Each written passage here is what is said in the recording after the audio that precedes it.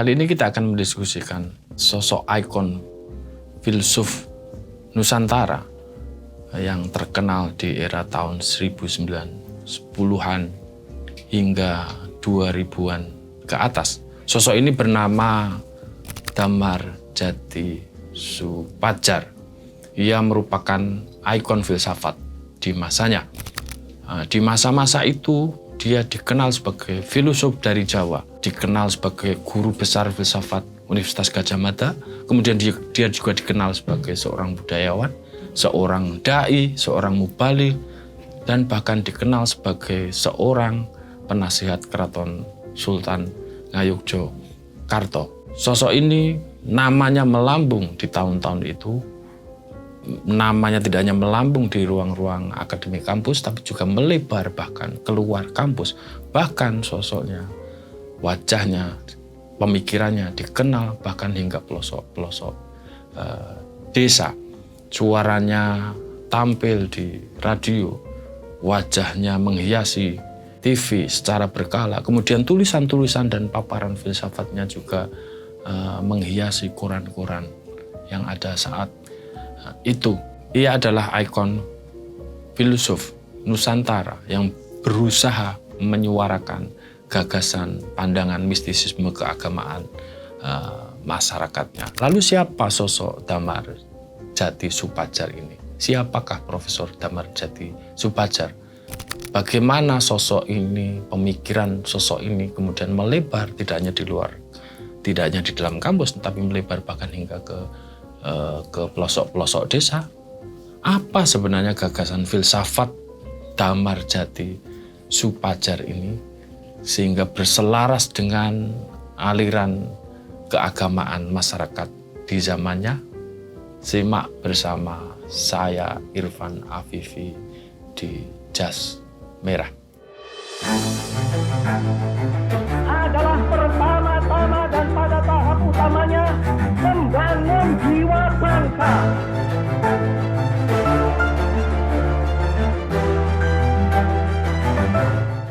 Kita tahu di tahun 1090-an hingga tahun 2000-an ke atas, nama Damarjati Soepardjar melambung. Namanya begitu terkenal. Namanya tidak hanya berpusar di lingkaran kampus semata, tapi juga namanya melebar, meluas di forum-forum di luar kampus. Bahkan namanya menyebar hingga ke pelosok-pelosok desa. Ya sering tampil di acara perayaan-perayaan keagamaan di masjid-masjid, atau dia tampil di perayaan-perayaan adat tradisi di desa-desa. Sosok ini merupakan ikon filsafat di zamannya. Ia dianggap seorang ikon filosof dari Jawa, kemudian dianggap sebagai seorang dai, seorang budayawan, seorang mubaligh, bahkan dia juga dikenal sebagai seorang penasihat keraton Kesultanan Yogyakarta. Namun begitu, ia juga dikenal sebagai seorang guru besar filsafat Universitas Gadjah Mada yang konon bahkan namanya lebih terkenal daripada institusi Fakultas Filsafat itu sendiri. Ada banyak keterangan mengatakan bahwa beberapa mahasiswa filsafat yang sering berkunjung ke desa-desa, jika ia ditanya oleh warga di manakah kuliahnya, ketika dia menjawab dia berkuliah di filsafat, maka warga akan segera menimpali. Berarti kenal dengan sosok Damarjati Soepardjar ya. Alias ini menunjukkan bahwa sosok ini ada di mana-mana. Dia namanya, pemikirannya meluas hingga ke pelosok-pelosok desa. Tak hanya itu, tulisan-tulisannya juga menghiasi koran-koran. Suaranya menghiasi suara di radio-radio secara berkala. Kemudian juga wajahnya tampil di acara-acara TV yang dijadwalkan secara rutin begitu ya. Nah, misalnya di koran Kedaulatan Rakyat misalnya kita ketemu dengan kolom wulang wuruknya yang ia tulis secara rutin. Kemudian juga di koran Minggu Pagi, kolom mawas dirinya juga menampilkan tulisan-tulisannya secara berkala. Tak hanya itu, dia juga suaranya terdengar di radio seperti Radio Yunzi FM Yogyakarta, atau bahkan wajahnya juga tampil menghiasi wejangan-wejangan filsafatnya, juga menghiasi TV RBTV di Yogyakarta. Alias sosok ini muncul di mana-mana. Gagasan filsafatnya yang dipenuhi simbol dan makna yang lapis yang dalam, makna-makna yang dalamnya sebenarnya tidak mudah untuk dipahami oleh masyarakat secara umum. Namun justru gara-gara hal inilah mungkin masyarakat justru ingin memburu, mencari, dan bahkan mengaguminya. Gagasan filsafat yang dibangun oleh sosok Damarjati Soepardjo ini sebenarnya juga dibingkai dalam pembahasan yang sesuai dengan galur pemikiran mistisisme keagamaan masyarakat Jawa yang sudah dikenali sebelumnya.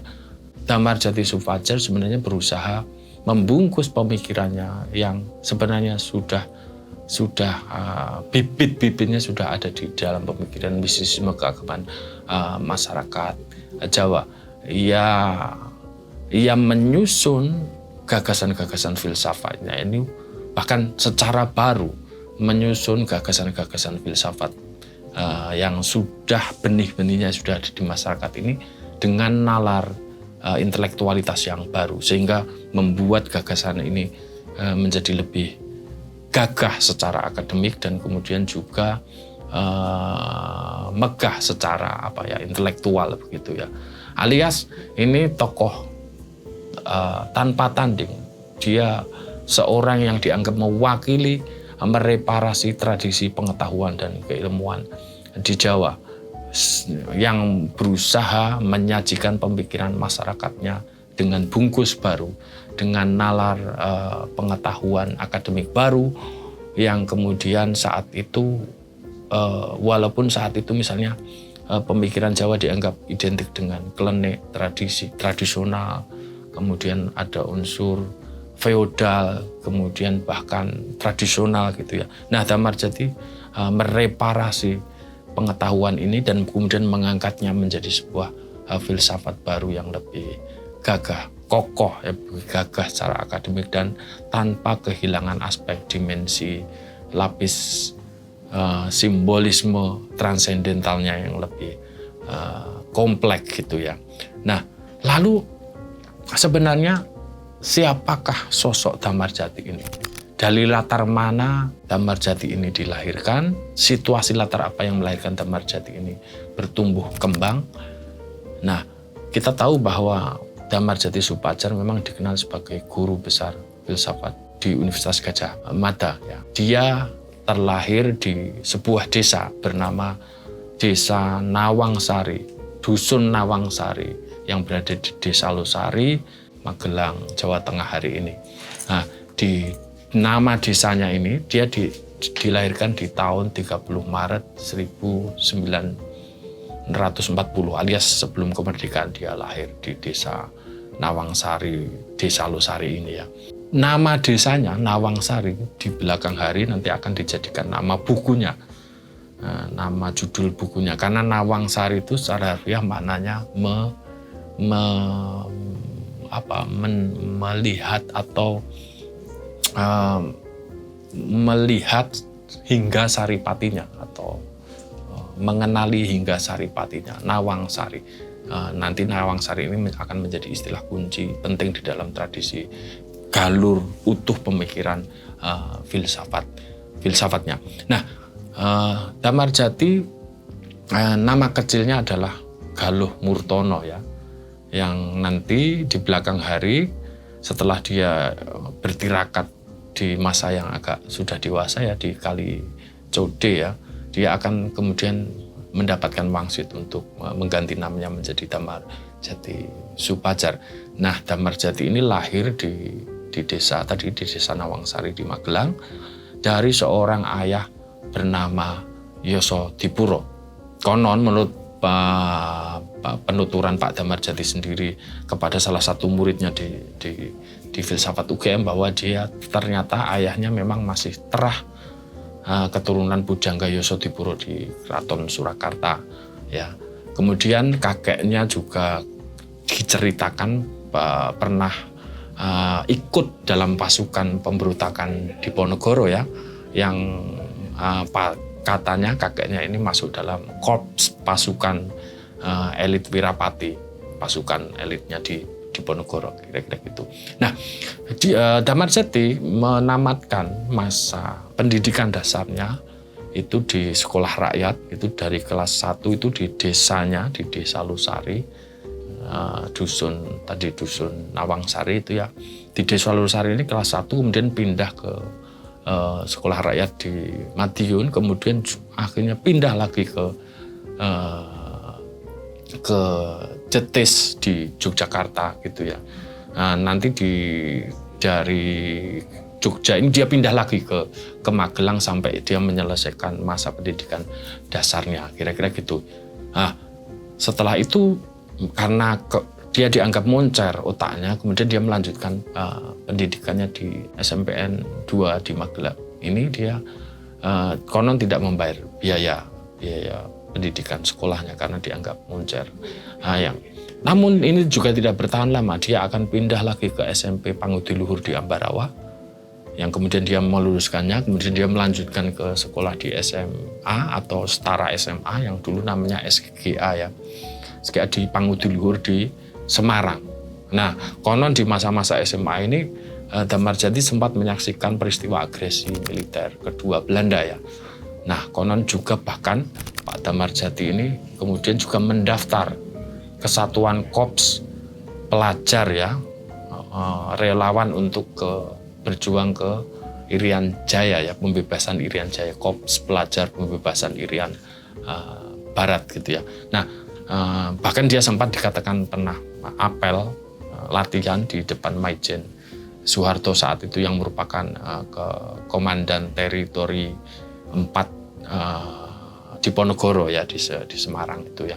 Namun gara-gara tubuhnya yang krempeng gitu, akhirnya dia tidak jadi berangkat ke Irian karena dianggap tidak memenuhi syarat gitu ya. Nah, pasca lulus dari SMA ini kemudian Damarjati melanjutkan pendidikannya. Dia masuk di Universitas Gadjah Mada di tahun 1960.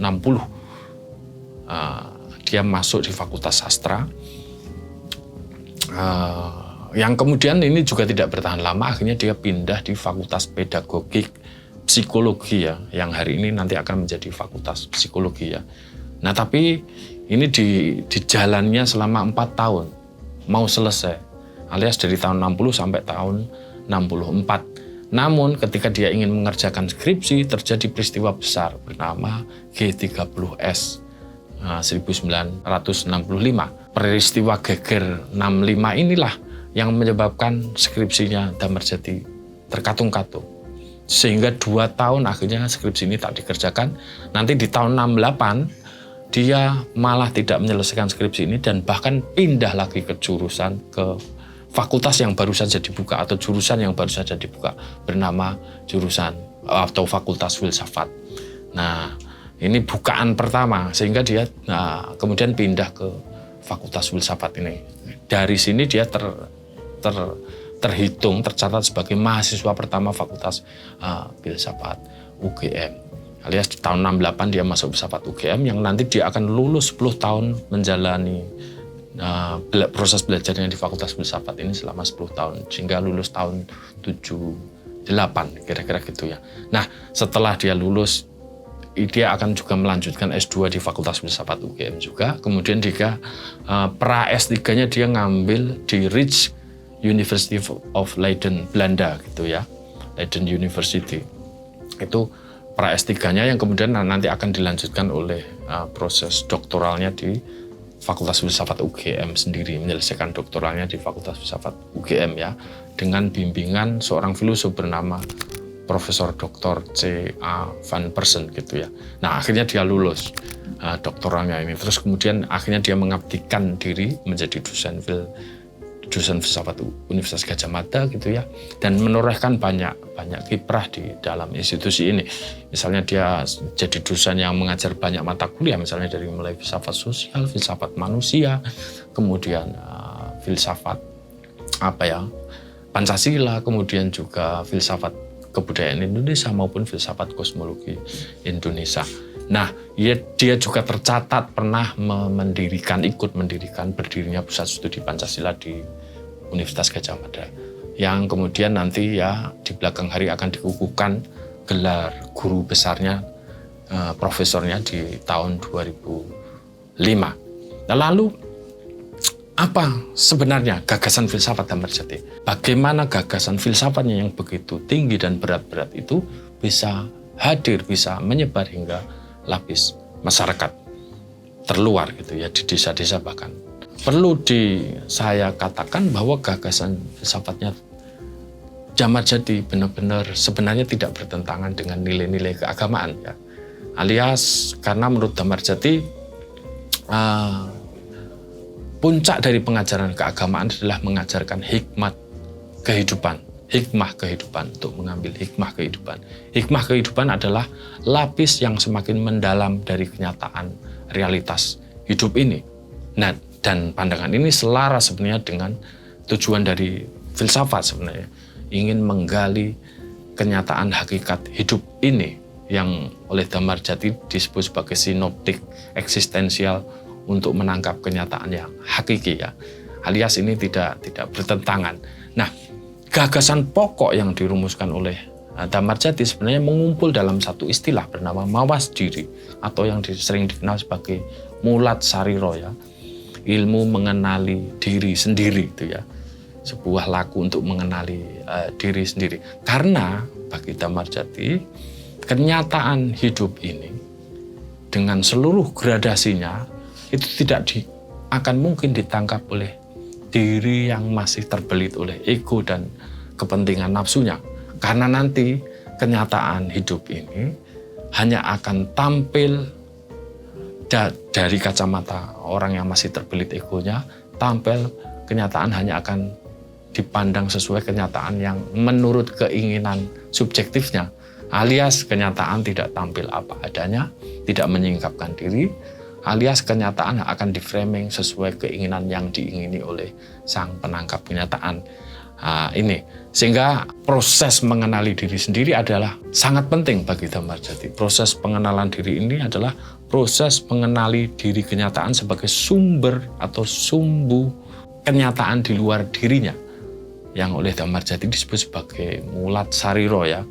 Mulat sariro itu mengenali kenyataan diri sendiri.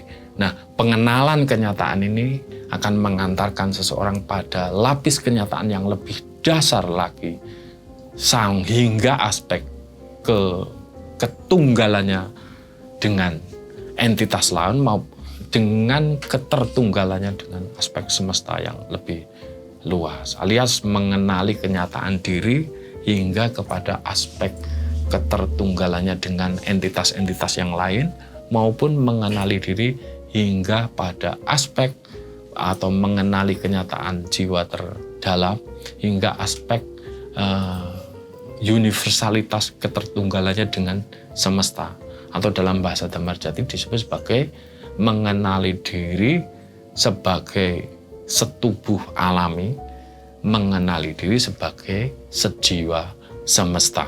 Mulat sariro, mulat sariro tunggal, mulat sari roso tunggal.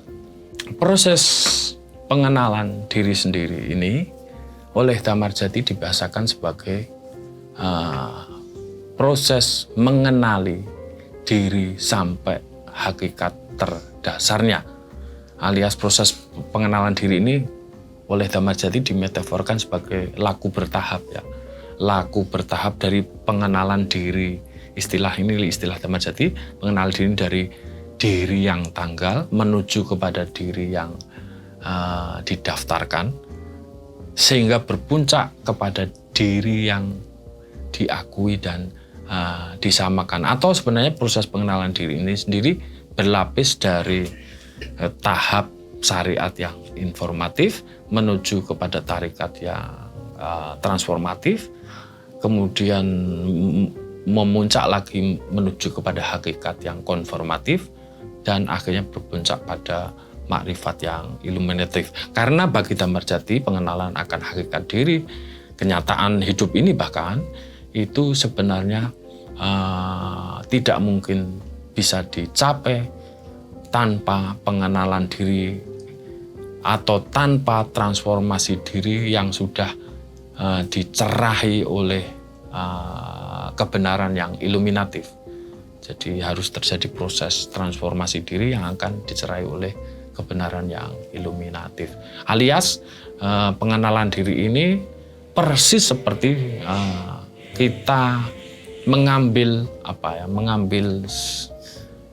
air santan kelapa dari dimensi terluarnya, dimulai dari sabut kelapanya yang bermakna tubuh manusia, kemudian tempurungnya, batoknya yang disebut sebagai nafsu manusia, kemudian masuk ke dalam daging kelapanya ini yang merupakan aspek jiwa manusia, kemudian hingga sampai saripati santan air kelapanya yang dia sebut sebagai ruh atau rasa terdalam sukma, gitu ya, kira-kira gitu.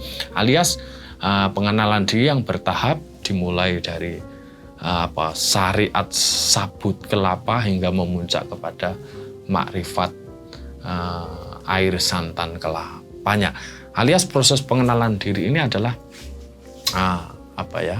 laku yang berproses bertahap. Oleh Damarjati, pengenalan diri ini dia memperingatkan harus sejak dari mula diperluas cakrawala atau horizon kosmologinya.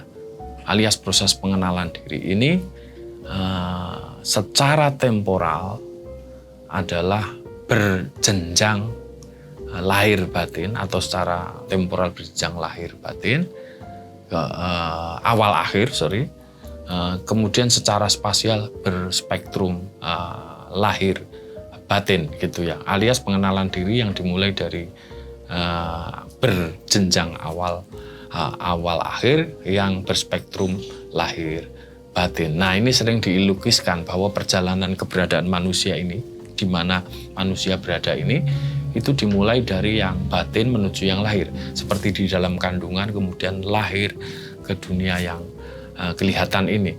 Alias keberadaan kita yang lahir di dunia ini itu sebenarnya berasal dari yang batin, gitu ya.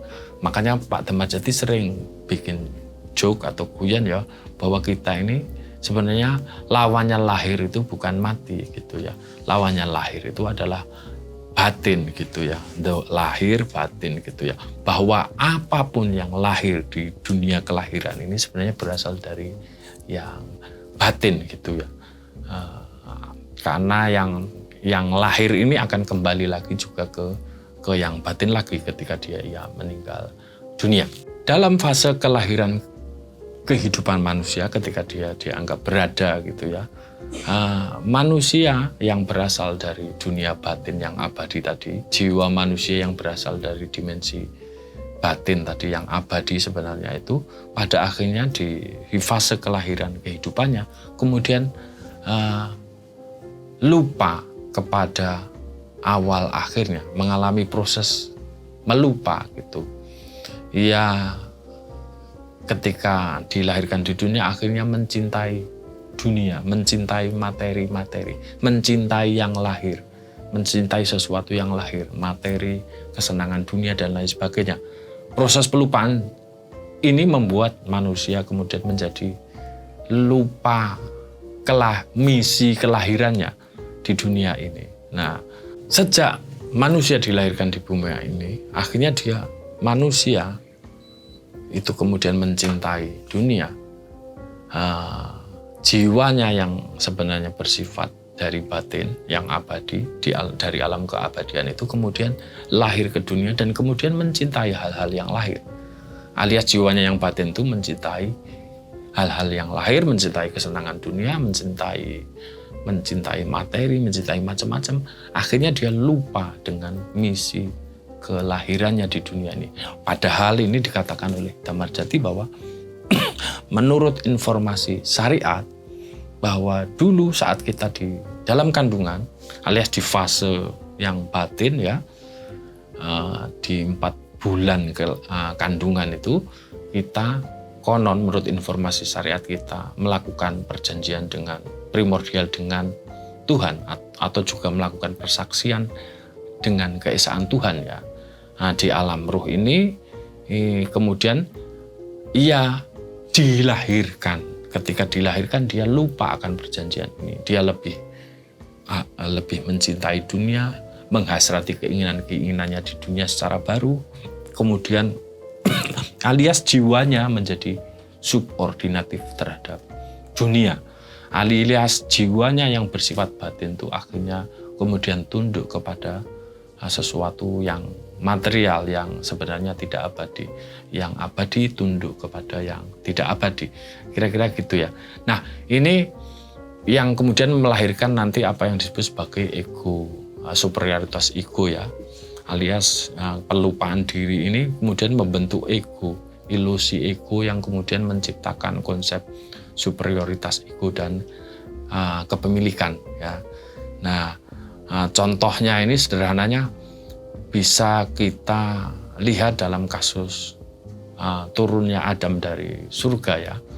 Adam misalnya lebih muncul superioritas kepemilikannya, alias jiwanya tidak memilih tunduk kepada keinginan Tuhan, akhirnya memilih buah khuldi, memilih memakan buah khuldi ya, yang itu merupakan simbol ego, superioritas dan kepemilikan ya. Nah, akhirnya karena Adam tidak mau seturut dengan kehendak, tidak subordinatif kehendaknya kepada yang ilahi, akhirnya dia terlempar di dunia ini. Nah, fase pelupaan diri ini yang oleh Damarjati disebut sebagai diri yang tanggal, alias ketika dia lahir jiwanya kemudian subordinatif kepada yang materi ya. Nah, nanti proses dari diri yang tanggal ini kemudian bergerak menuju diri yang diakui, kemudian diri yang didaftarkan, kemudian menuju kepada diri yang diakui dan disamakan, kira-kira gitu. Nah, proses ketertundukan jiwa kepada yang materi ini merupakan fase pelupaan kita terhadap ketika kita dilahirkan ya. Karena proses pelupaan ini sehingga jiwa kita kemudian subordinatif terhadap yang materi, kesenangan dunia, kesenangan yang begitu beraneka di dunia ini. Makanya Damarjati segera menyarankan untuk agar kita kembali kepada misi kita dari yang berasal dari alam batin ini, kemudian mengembalikan orientasi batin kita di dunia ini, yaitu dengan cara megat ruh ya. Ini proses memutus kemelekatan ikatan jiwa kita dengan yang materi, kesenangan materi dunia ini. Proses megat ruh ini simbol dari proses pemulihan di dunia yang lahir untuk mengembalikan visi batin kita yang dari sejak awal memang merupakan visi kekhalifahan manusia ya, yang punya sebenarnya dilahirkan itu dalam rangka misi dari alam batin, kira-kira gitu ya. Namun karena lupa, kita harus mengembalikan orientasi visi batin ini di dunia yang lahir ini dengan proses megat ruh. Nanti kalau proses mengembalikan orientasi batin yang ruhani ini berhasil, dia akan kinanti, alias kinanti itu bertemunya visi ruhani makhluk kepada yang ilahi gitu ya. Visi orientasi batin dari makhluk ketemu dengan visi ruhani yang ilahi gitu ya. Nah, nanti kalau dia berhasil proses penegakan diri ini, dia hatinya akan dicerahi cahaya yang bisa menuntun hidupnya. Proses mengembalikan orientasi batin kita di dunia kelahiran di kehidupan ini ya, itu sebenarnya adalah proses bertahap dari tadi diri yang tanggal alias diri yang mengalami pelupaan misi kekhalifahannya, kemudian bergerak menuju diri yang terdaftar, alias dia kemudian memulihkan orientasi batinnya untuk memutus dari kemelekatan dari mencintai dunia secara berlebihan. Ketika orientasi batin ini kembali, dia akan menuju kepada diri yang diakui dan disamakan, alias dirinya nanti keinginannya, jiwanya sudah selaras dengan kehendak, ketetapan maupun ilmunya Tuhan, alias jiwanya sudah selaras atau subordinatif dengan kehendaknya Tuhan, alias dia sudah siap menjadi khalifah atau pemimpin di dunia itu dalam rangka menjalankan misinya.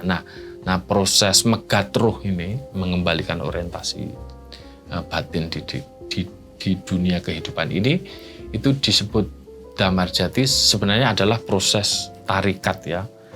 Tarikat bertahap untuk memutus keterpautan ego kita dengan kemelekatan kita di dunia itu, yang oleh damar jati disebut sebagai proses nafi dan isbat ya. Persis dimiripkan dengan proses nafi isbat. La ilaha itu dianggap nafi, kemudian illallah itu dianggap isbat, alias negasi dan afirmasi. Nafi itu negasi, isbat itu afirmasi, alias negasi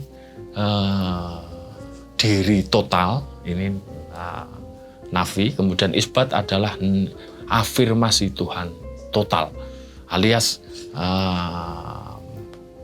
kita mengembalikan orientasi visi batin rohani kita agar kecenderungan kemelekatan raga kita semakin melemah. Karena bagi damar jati begini, semakin tinggi dominasi batin atas yang lahir, itu akan menghasilkan bimbingan bernama nur atau cahaya ketuhanan di dalam hati ya. Kalau di dunia ini semakin lemah dominasi batin atas yang lahir, alias yang lahir mendominasi yang batin, makanya akan muncul nar atau neraka. Makanya nar sering ditafsirkan sebagai, atau neraka sering diterjemahkan secara metaforik oleh damar jati sebagai bagian diri yang ingin menjauhi dari cahaya, atau bagian kecenderungan lahir yang ingin mendominasi kepada kecenderungan visi batin diri tadi ya. Kesepihakan ego untuk tidak mau tunduk kepada yang batin gitu. Nah, ini persis seperti yang dilakukan iblis ya. Ini format iblis ini. Iblis itu kenapa tidak mau menyembah Adam? Karena melihat Adam hanya berasal dari tanah, sedangkan iblis berasal dari api, sehingga iblis tidak mau menyembah Adam gitu ya, bersujud kepada Adam. Namun iblis lupa bahwa Adam walaupun terbentuk dari saripati unsur-unsur material, sebenarnya Adam memiliki sisi batin yang oleh Tuhan Adam diberi tiupan ruh dan diberi pengetahuan nama-nama seluruhnya. Alias Tuhan, iblis gagal memahami visi batinnya Adam, visi rohaninya Adam. Dia hanya mengakui superioritas asal materi apinya dan gagal melihat aspek rohani Adam. Nah, kalau dalam Pak Damar Jati mengatakan bahwa ini sebenarnya iblis itu adalah format kedirian, yang format di dalam diri yang tidak mau tunduk kepada visi yang batin, alias format diri yang tidak mau tunduk kepada yang batin itu akan melahirkan nar daripada nur, alias format diri yang hanya mengikuti dorongan yang lahir itu akan menciptakan neraka gitu, kira-kira gitu ya. Sehingga Damar Jati tadi menyarankan kita untuk segera mengembalikan orientasi diri dengan cara megat ruh tadi, mengembalikan orientasi visi batin kita agar format iblis di dalam diri kita tidak menguasai kita, sehingga cahaya kemudian membimbing hidup kita dalam pengenalan kenyataan hidup ini. Nah, proses negasi atau negasi afirmasi tadi, negasi dari kemelekatan ego tadi, itu disebut damar jati persis layaknya proses ngeningke di dalam tradisi Jawa, atau perintah ningno, atau mengheningkan atau menjernihkan diri sampai di titik nol, alias mengosongkan diri hingga level nol, alias sampai kepada kemurnian jiwa, kemurnian diri yang sampai ikhlas tanpa pamrih yang sempurna. Proses pengenalan diri ini dalam matematika disebut sebagai proses membaginya dengan nol, ya.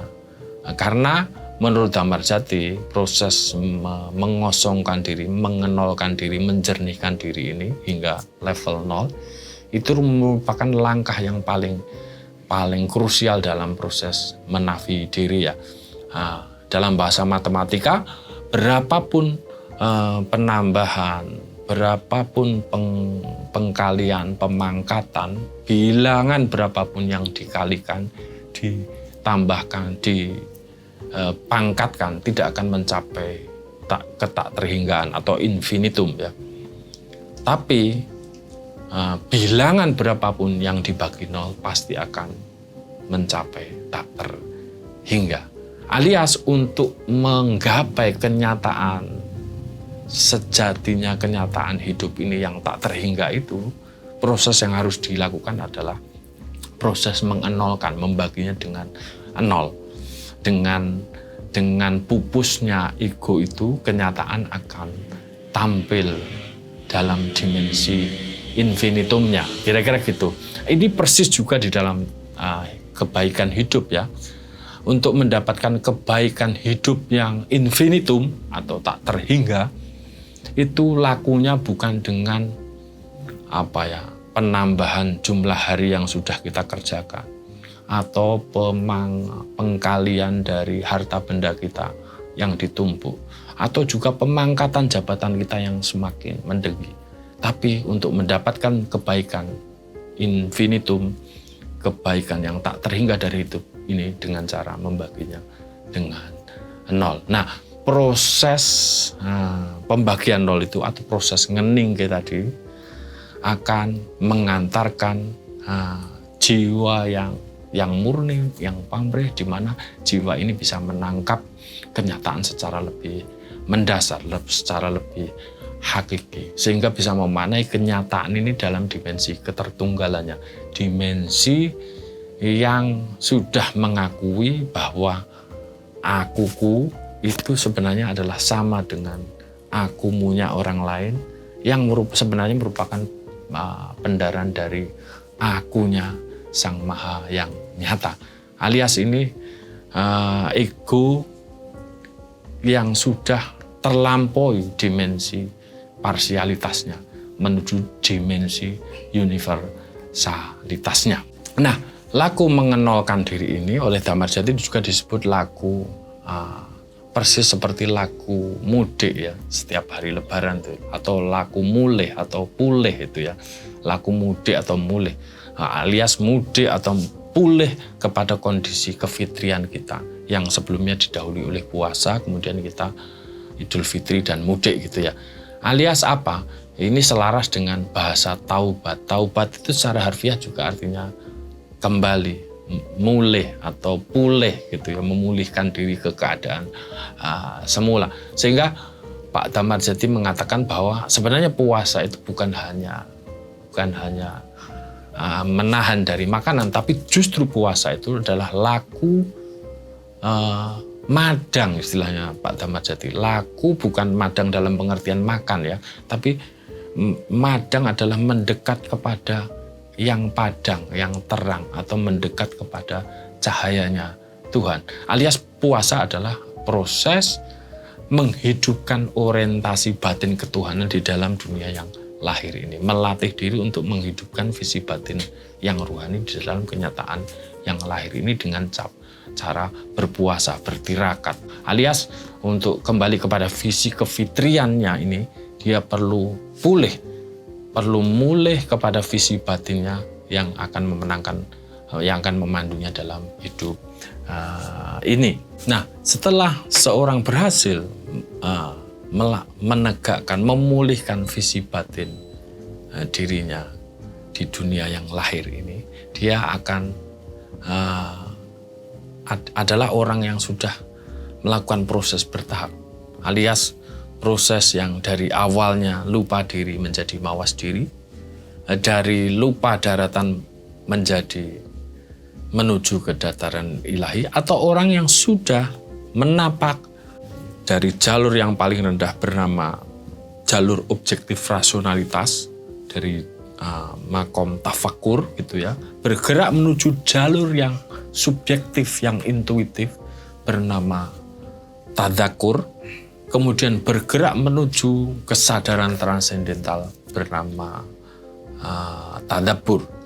Alias dalam bahasa lain Pak Damarjati dianggap bahwa dia orang yang sudah beranjak, bukan hanya seorang yang hanya memakai belangkon semata, alias menenteng ijazah menenteng ijazah formal pendidikan, tapi orang beranjak menuju manusia yang sudah bisa menata udengnya sendiri, atau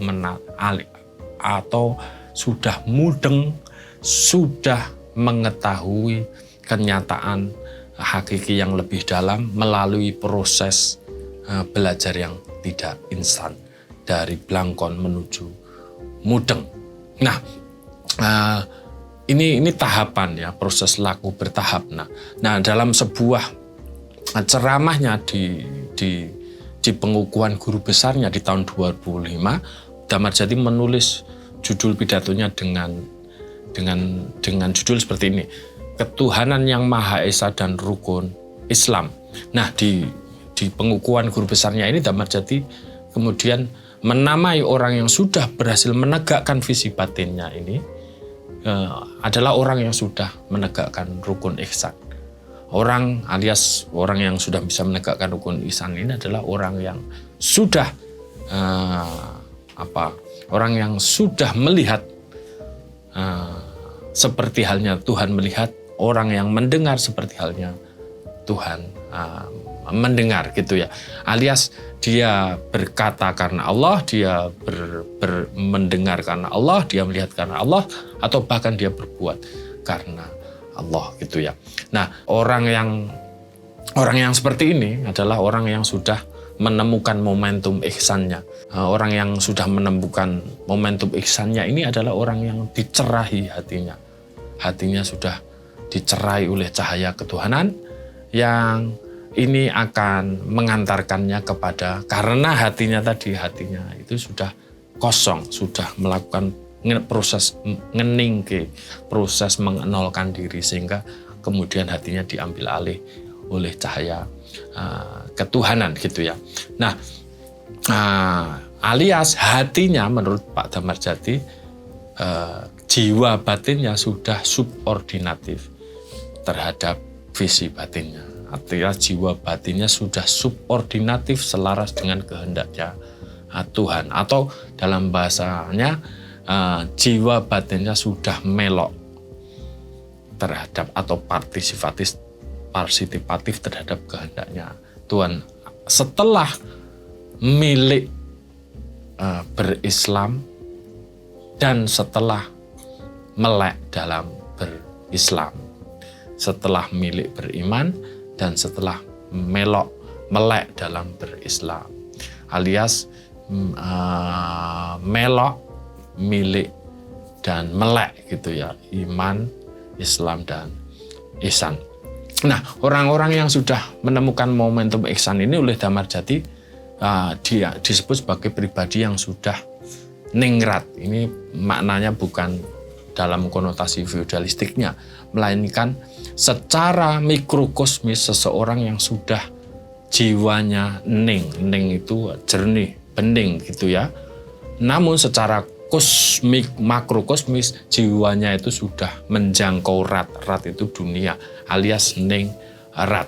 Seorang yang sudah menjangkau dimensi terdalam dirinya maupun menjangkau semesta seluas-luasnya. Orang yang sudah mengenali dirinya sedalam-dalamnya atau mengenali semesta seluas-luasnya. Orang yang outside looking in dan inside looking out. Nah, pribadi-pribadi ini konon akan memiliki kejernihan batin yang berfilamen super itu ya, alias kejernihan batinnya begitu peka menangkap kenyataan hidup ini. Bahkan dikatakan kejernihan batin berfilamen super ini bisa menangkap suara yang asepi atau suara kesunyian yang itu merupakan suaranya Tuhan, kira-kira gitu ya. Wal yatalatov, sebuah kejernihan batin yang begitu lembut, kira-kira gitu. Nah, pribadi ini juga disebut oleh Dhammarjati sebagai pribadi teomorfis ya, atau yang di dalam Islam dikenal sebagai insan kamil, atau dalam bahasa Barat disebut sebagai imago Dei. Pribadi yang sudah dicitrakan di dalam dirinya adalah bercitra Tuhan gitu ya. Pribadi yang bertindak, melihat, mendengar berdasarkan sebagaimana Tuhan mendengar dan melihat, kira-kira. Nah, pribadi teomorfis inilah yang nanti batinnya akan terang benderang. Dalam bahasanya Pak Dhammarjati dianggapnya batinnya seterang 1000 korona bulan dan 1000 korola kembang setaman gitu ya. Alias pribadi yang sudah dibimbing oleh visi batin ruhani yang kuat dalam menangkap kenyataan hidup ini.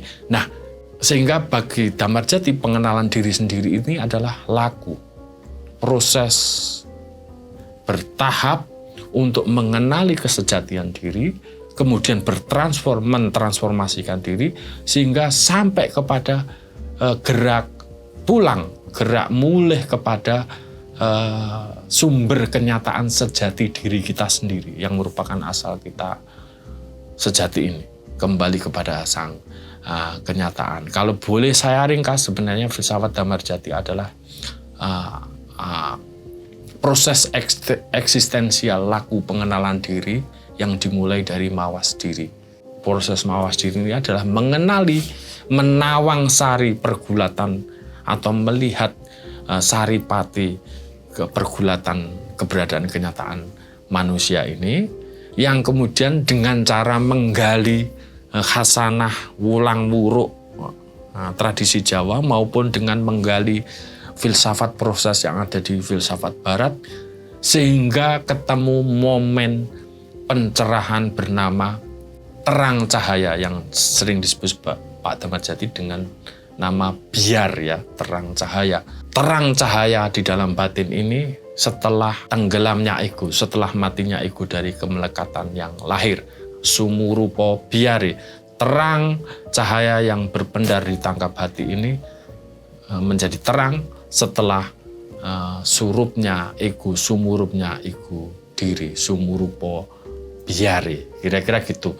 Nah, untuk epistemik menangkap kecerahan cahaya ini yaitu dalam rangka mengenali hakikat atau hikmah kehidupan ini sebagai pandu dalam mengenali hakikat hidup ini, yang nanti sebenarnya kenyataan hidup yang didapat seperti ini tidak mungkin diajarkan di dalam kampus sebenarnya. Dia hanya bisa didapat dari sebuah universitas bernama Universitas Jagat Raya, Fakultas Kehidupan, dan dari jurusan Jalan Lurus, alias proses pengenalan diri yang akan mengantarkan kita kepada kenyataan terdasarnya dari hakikat kenyataan hidup ini. Dhammarjati Supajar, Irfan Afifi. Terima kasih.